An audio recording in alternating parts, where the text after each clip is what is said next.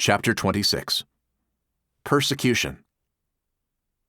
In his Sermon on the Mount, among the other Beatitudes, Jesus counts persecution for righteousness' sake.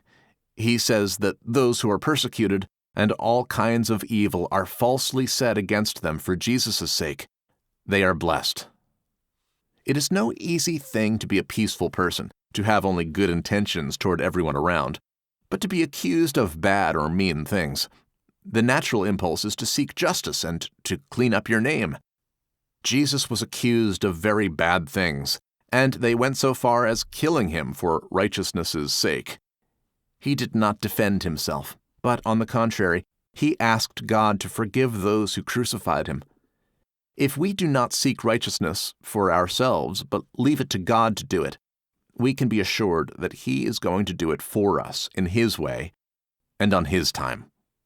In his parable about the sower, Jesus tells about the person whose heart is like a stony place. He hears the message of the gospel and receives it with joy, but he has no root in himself yet. When tribulations or persecution come, this person stumbles. Many of my cousins, although they grew up in church, left and succumbed to addictions.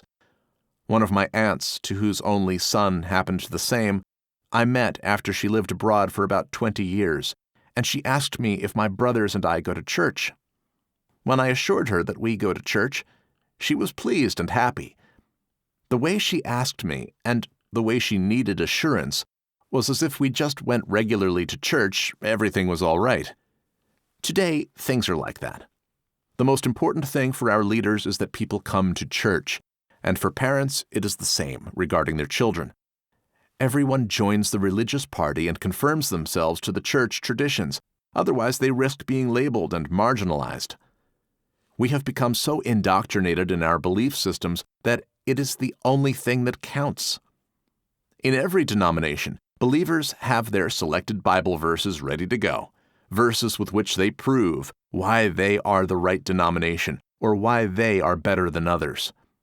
Their gatherings became ideological movements organized as churches. Nobody likes to be marginalized or persecuted, so everybody confirms themselves to the majority.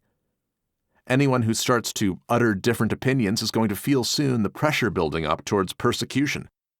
To not be persecuted, many go to another church, hoping to do better somewhere else. If you are someone who gets involved and wants to do something good, you need to get in line. It is not Jesus at work in us who counts anymore, but church visions and denominational doctrines. Who sees the things that are not in line with the gospel and expresses his concerns is labeled as being against the church. If he retreats himself, understanding that it is not the right fight, he is labeled as an outsider, and in some churches, someone may ask the church publicly to pray for him, apparently out of genuine concern, but most probably just to embarrass him. Persecution has many brutal forms in some parts of the globe, but in other parts it has a lot of subtle forms. It is important to understand that persecution is normal, no matter where you live, and no matter what the culture is. Someone who is in Christ would never persecute or oppress someone else, but the carnal, the one still living in the old man, will always find excuses and Bible verses to confirm their persecutory behavior toward other believers. For them, church is their business and their responsibility, but for the in Christ ones, everything is about Jesus. Every brother or sister belongs to Jesus and are his responsibility. They give control to the Holy Spirit in them and are not doing anything, even not moving, unless the Holy Spirit does in them and through them the things that need to be done. Jesus told his disciples about how they would be persecuted, but it would turn out for them as an occasion for testimony. He said to them not to be meditating beforehand about what they would answer, because he was going to give them words and wisdom that the adversaries would not be able to contradict. He said also that the same way as he was persecuted, we are going to be persecuted too.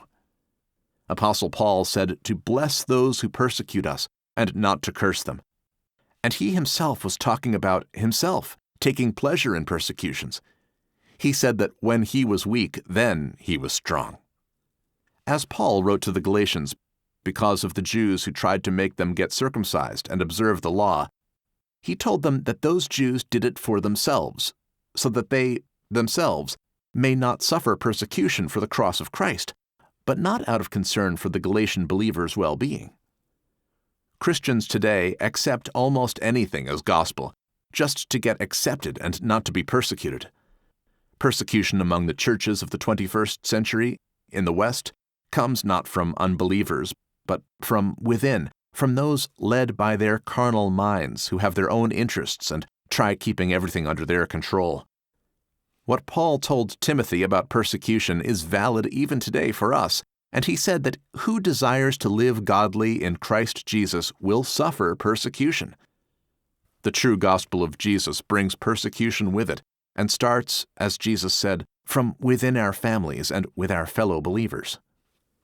If persecuted, the carnal-minded will either defend himself, fight back, or give in, and accept things as they are, just to avoid the persecution.